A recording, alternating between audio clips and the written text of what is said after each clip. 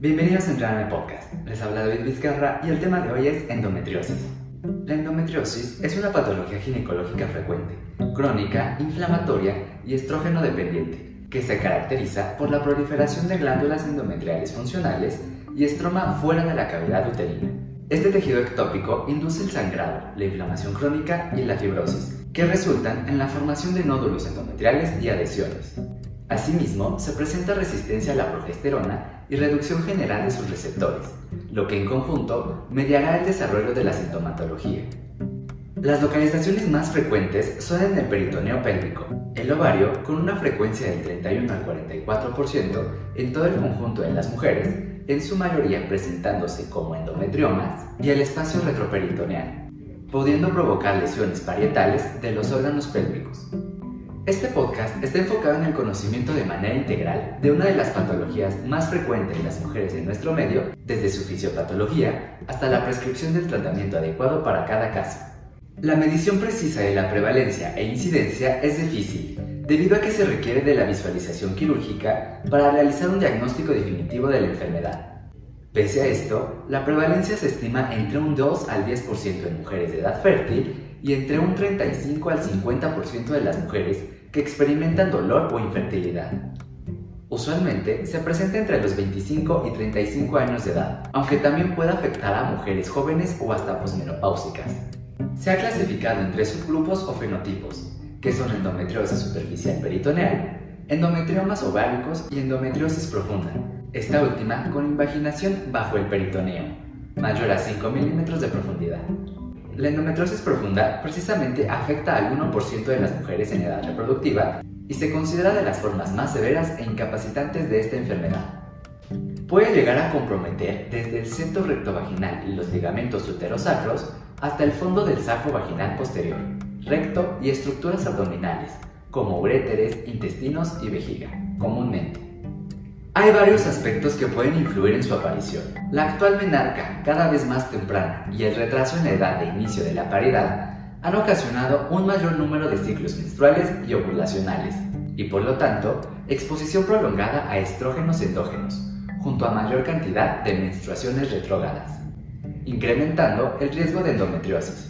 Los ciclos menstruales más cortos, menores a 26 días, presente especialmente en la adolescencia, y el bajo peso al nacer, también se han asociado con tasas más altas de endometriosis, además de un componente genético con 51% de probabilidades de ser heredada. La base genética también expone a mayor riesgo de endometriosis a mujeres con familiares de primer grado afectados, con 6 al 15% más para la presentación de enfermedad severa.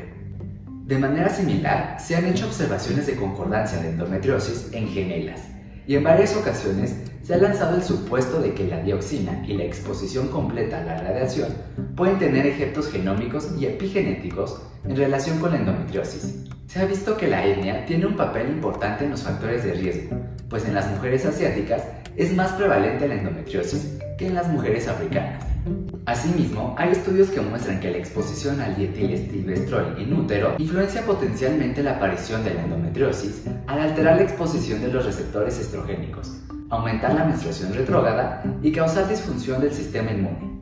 Por otro lado, la lactancia prolongada, los embarazos y un índice de masa corporal menor a 30 kg por metro cuadrado se consideran factores protectores, así como una dieta saludable, consumo de verduras, frutas y ácidos grasos omega 3 de cadena larga. Hay muchas teorías sobre la etiología de la endometriosis, donde la más utilizada y popular para explicar las lesiones o implantes peritoneales es la teoría de trasplante retrógrado de Sampson, también conocida como teoría de la implantación o de la menstruación retrógrada. En esta se expone que las células del endometrio se conducen por las trompas de falopio en dirección retrógrada, mediante el reflujo durante la menstruación, llegando hasta la pelvis e instalándose en las superficies serosas de esta. La evidencia que apoya esta teoría se basa en que las mujeres afectadas usualmente presentan mayores cantidades de sangre en reflujo durante las menstruaciones, en comparación con las que no presentan endometriosis.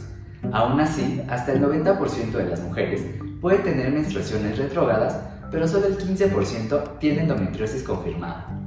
Por eso, podemos considerar otras teorías. La teoría de la metaplasia celómica o teoría de Robert Meyer consiste en una transformación metaplástica de las células que recubren el peritoneo visceral abdominal en tejido endometrial por estímulo de hormonas ambiental y ha tenido aceptación para casos de endometriosis en ausencia de menstruación, ya sea premenopáusicas y posmenopáusicas. Otra posibilidad es la teoría embrionaria milenaria, donde se propone que la endometriosis se base en una alteración de las estructuras del tracto genital durante la organogénesis, lo que permite que haya tejido endometrial fuera de la cavidad uterina, expresando estrógenos y CA125, mientras que la teoría de la diseminación vascular o linfática explica los implantes de endometriosis en sitios extrapélvicos, como nódulos linfáticos abdominales, pulmón, pleura y cerebro, pero falla en explicar las lesiones pélvicas comunes. Si se habla de trasplante directo, se puede evidenciar alguna intervención quirúrgica pélvica cuando se descubre endometriosis en cicatrices abdominales.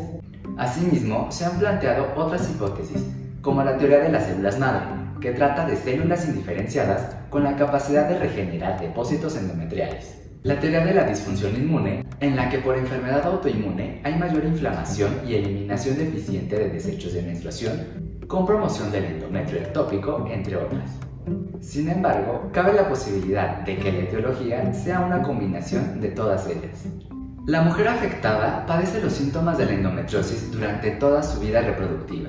Del 50 al 80% de las mujeres con este diagnóstico presenta algún síntoma de la triada clásica de dicha enfermedad: dismenorrea, dispauremia de un 71 al 87% e infertilidad del 30 al 50%. La dismenorrea secundaria, dolor pélvico generalizado y dispauremia son los síntomas más comunes. Incluso se podría decir que el dolor pélvico clínico y la infertilidad son síntomas clásicos de la endometriosis. La dismenorrea comienza generalmente 36 a 48 horas antes del inicio de la menstruación y se puede presentar como dolor sordo o dolor pélvico severo, de una manera uni o bilateral. Además, puede irradiarse a la espalda baja, las piernas y la ingle. Se acompaña de incapacidad para cumplir las actividades de la vida diaria y muchas veces obliga a solicitar asistencia a los servicios de urgencias por analgesia.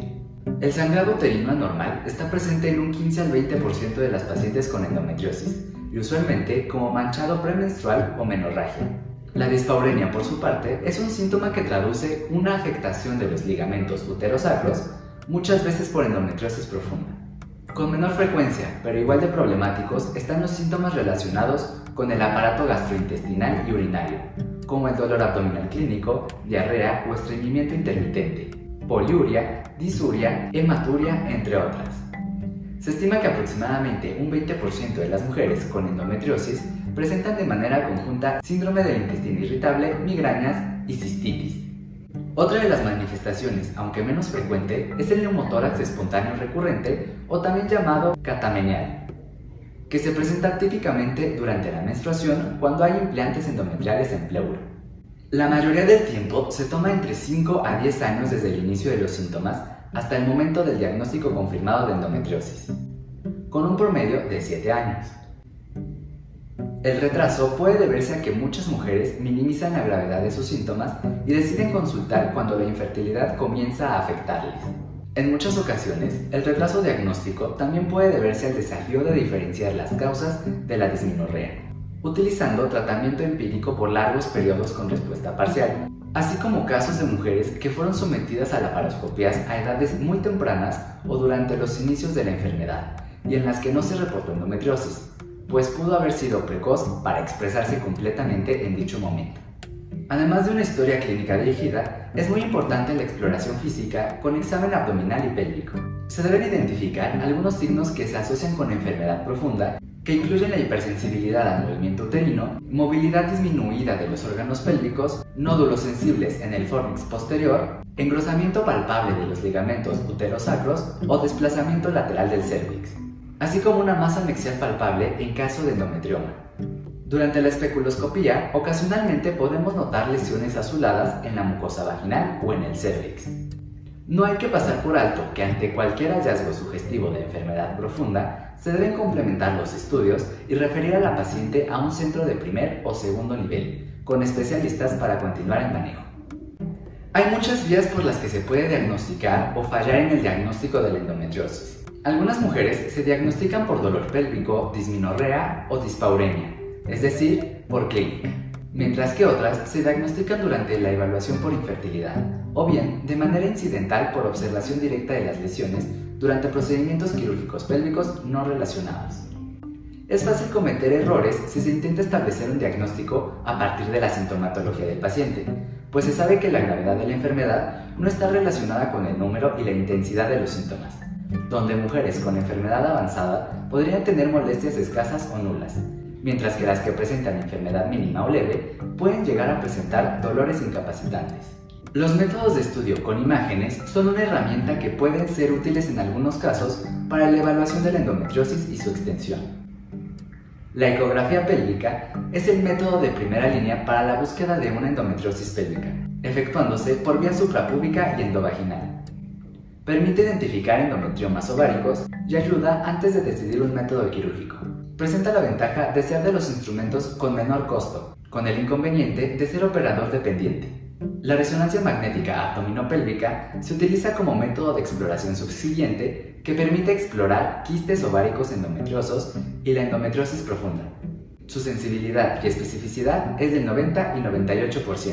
La ecoendoscopia rectal es una técnica muy adecuada para observar implantes endometriósicos rectosigmoideos, con una sensibilidad de alrededor del 90% y una especificidad de hasta el 100%. Las opciones terapéuticas siempre se deben individualizar en función de la paridad, los deseos de fertilidad, la etapa de la enfermedad y los síntomas que se presenten, así como la edad, las cirugías previas y las preferencias de la paciente. Usualmente lo que se busca es maximizar el uso del tratamiento médico mientras se evita el empleo repetido de cirugías. Este tratamiento médico se basa en drogas de primera línea en la endometriosis sintomática, que actúan reduciendo el flujo sanguíneo al útero y bloqueando la función ovárica, mediante la creación de un ambiente hipoestrogénico.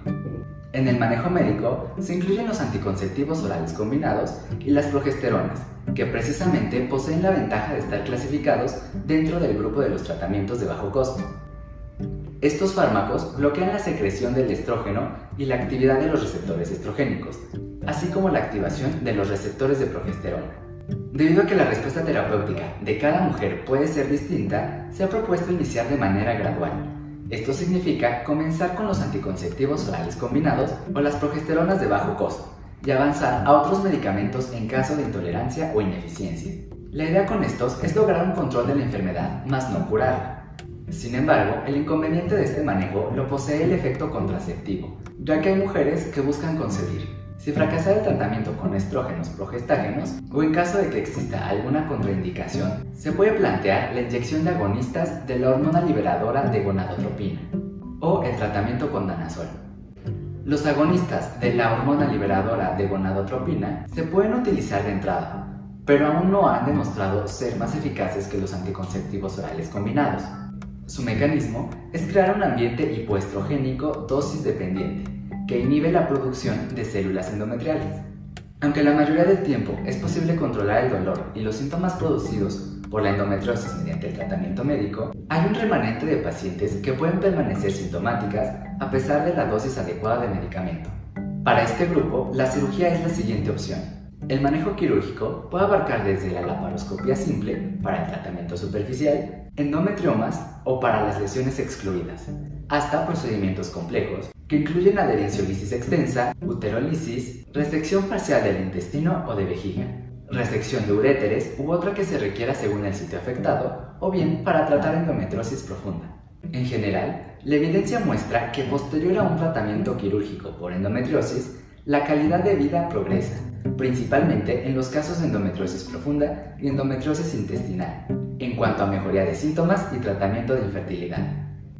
Todavía se requieren más estudios para determinar el impacto en los pacientes con enfermedad mínima solamente. No obstante, se debe seguir asesorando a cada paciente sobre las opciones de tratamiento, los riesgos y beneficio del procedimiento quirúrgico, tomando en cuenta las necesidades individuales de cada uno. Después de la cirugía de una endometriosis profunda o de un endometrioma, los anticonceptivos orales combinados pueden disminuir el riesgo de recidiva. Estos tratamientos deben continuarse si no se desea un embarazo, a excepción de los agonistas de la hormona liberadora de gonadotropina, cuya prescripción se limita a 6 meses. Si la paciente desea tener un embarazo, los inflamatorios no esteroideos son los únicos fármacos indicados hasta el momento como analgesia asociada a la endometriosis. Entre los tratamientos médicos que se consideran emergentes, como los agonistas de la hormona liberadora de gonadotropina, los moduladores selectivos de los receptores estrogénicos, los moduladores selectivos de los receptores de progesterona, los inhibidores de la aromatasa, los inmunomoduladores y los antiandrogénicos, hay drogas muy prometedoras.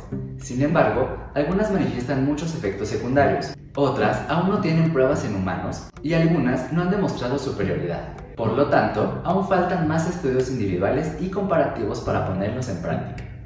Con esto terminamos el repaso de endometriosis. Les habla David Vizcarra para Enterarme Podcast. Nos escuchamos en el siguiente tema.